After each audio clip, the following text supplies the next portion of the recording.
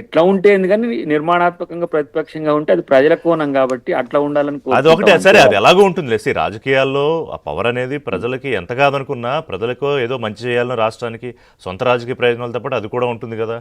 So Premender Reddy గారు మూడు ఉండాలి ఎస్. ఇందులో. ఒకటి, హరీష్ రావు గారికి ఉన్న అసంతృప్తిలో అలకలో చల్లబరిచి ఆయన ఆల్రెడీ ఏదైతే కమిట్మెంట్ ఇచ్చాడో కేటీఆర్ నాయకత్వంలో పనిచేయడానికి సిద్ధంగా ఉన్నానని దాన్ని మరోసారి స్ట్రాంగ్గా కన్ఫర్మ్ చేసుకోవడానికి వెళ్ళారు కేటీఆర్. లేదా ఆప్షన్ 2, కవిత వ్యాఖ్యల నేపథ్యంలో కొంత గందరగోళం ఉన్న దాంట్లో దాన్ని ఎలా సబ్సైడ్ చేయాలి అనేది ఖచ్చితంగా చర్చకు వచ్చి ఒక సిగ్నిఫికెంట్ పోస్ట్ ఏమన్నా చెల్లెలకి ఇస్తే కొంత సెటిల్ అవుతుందా, అది జరిగి ఉండాలి. లేదా ఇంక ముఖ్యమంత్రి విషయంలో ఏం చేయాలి, ఎటువంటి రాజకీయాలు, ఈ మూడు తప్ప ఇంకా వేరే చర్చకు వచ్చే ఆస్కారం అయితే లేదుగా. ఒక విషయం ఏంటంటే కేసీఆర్ గారు నాయకత్వం నడుస్తున్నంత కాలం ఆయన యాక్టివ్గా ఉంటే ఇవేవి చర్చకు లేవు, ఇవేవి అసలు ఏమాత్రంగా కూడా వాటికి ప్రాధాన్యత లేదు. కానీ ఎందుకంటే ఆయన ఉద్యమ నాయకుడు, నిజానికి ఆయన ఒక నాయకుడు. కాకపోతే ఎక్కడైతే కేసీఆర్ గారు కొద్దిగా వెనకడుగు వేస్తున్నారు, లేకపోతే హెల్త్ కావచ్చు, మిగతా విషయాలు కావచ్చు, అనేక కారణాలు కావచ్చు, దాంతో ఎప్పుడైతే మొన్న వరంగల్ దీంట్లో కేటీఆర్ ను కొంత ప్రాధాన్యత తీసుకురావడం జరిగిందో, అంటే ఆయన ఎట్లాగో వర్కింగ్ ప్రెసిడెంటే, బట్ అయినప్పటికీ చాలా చాలా విజిబుల్ గా కనిపించింది అసలు. కాబట్టి నేచురల్ గా హరీష్ రావు గారు, ఇప్పుడు హరీష్ రావు గారు రియల్ లీడర్. ఉద్యమం అప్పటి నుంచి ఆయన పనిచేయడం కానీ మిగతా విషయాల్లో కానీ ఆయన అంచెలంచెలుగా ఎదుగుతూ వచ్చిన యొక్క వ్యక్తి. కాబట్టి తర్వాత ఉద్యమం టైంలో ఫారిన్ లో ఉండి వచ్చిన వ్యక్తి కేటీఆర్. నేచురల్ గా ఉంటది. ఇప్పుడు మనం ఎంత చెప్పినా, బీఆర్ఎస్ వాళ్ళు చెప్పినా, కాంగ్రెస్ బీజేపీ ఎవరు చెప్పినా, హరీష్ రావు గారు ఆ క్లారిఫికేషన్ ఎందుకు ఇచ్చారు?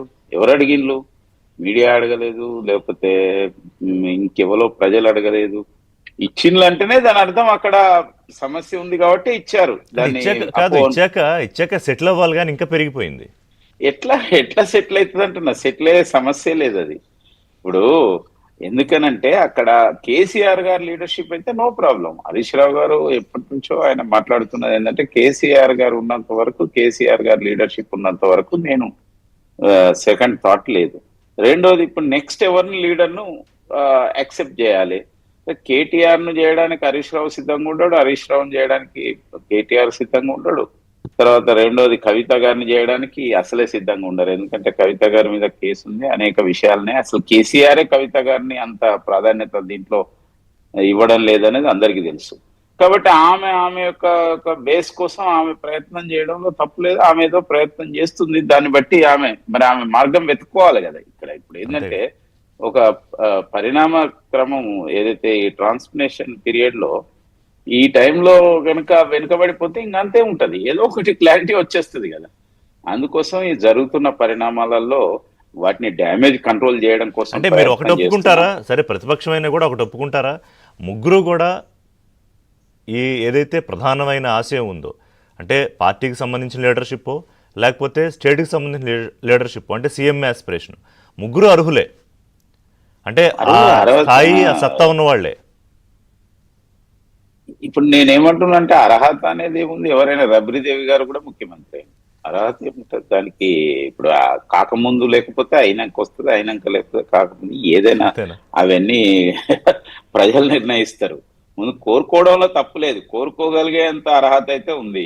కోరుకోవడానికి కూడా అట్లా కాదు, కోరుకోవడానికి కూడా ధైర్యం కావాలి కదా. అదే నేను అనేది, ధైర్యం అంటే గట్స్ ఉండాలి. ఫ్యామిలీ ఇప్పుడు దయాకర్ గారు కాంగ్రెస్ లో కోరుకుంటాడా?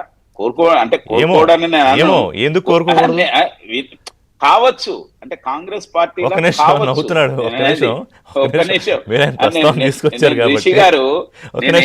దయాకర్ గారు తప్పే ఉందంట. ఇప్పుడు ఎక్కడ మొదలుపెట్టిన ప్రయాణం, ఎమ్మెల్సీ మంత్రి, రేపు పొద్దున ఏమో ఆస్పిరేషన్ ఉండకూడదనే ఉంది రాజకీయాల్లో. మీకు లేదా ప్రేమేందర్ రెడ్డి గారు? మీకు లేదా శ్రీధర్ రెడ్డి గారు?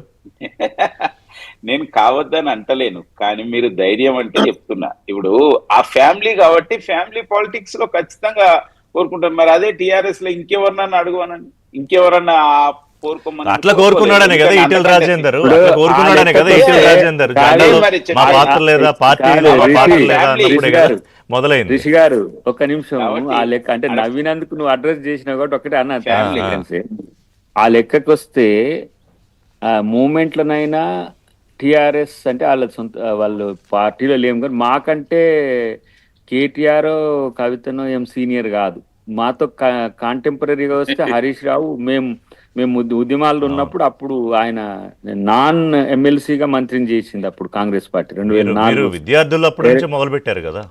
కాబట్టి వాళ్ళు మా- senior అని మాకంటే కాదు, జూనియర్ family అని వాళ్ళు. అచ్చా, అది ఓకే. ఫోర్ ఫ్రంట్ లో వాళ్ళ వచ్చింది అర్హత అంతే. family. కాబట్టి మా పార్టీలు ఏంటంటే ఎక్కడున్న వాళ్ళని ఎక్కడైనా తీసుకురావచ్చు, అది ఒకటి ఉంటుంది. ఇప్పుడు అవును. రేవంత్ రెడ్డి గారు చూడండి, రాగానే వారికి పిసిసి ప్రెసిడెంట్ ఇవ్వగలిగినాం, ఆ సామర్థ్యానికి ఇవాళ ముఖ్యమంత్రి గారు కూడా అయిండ్రు. కాబట్టి ఈ పార్టీలో సాధ్యమైంది, కానీ ఆ పార్టీలో ఎంతమంది, ఇప్పుడు నిన్న కడియం శ్రీయర్ గారి, నేను జనగాం అబ్జర్వర్గా ఉండే, కడియం శ్రీయర్ గారి కంటే కేసీఆరే జూనియర్.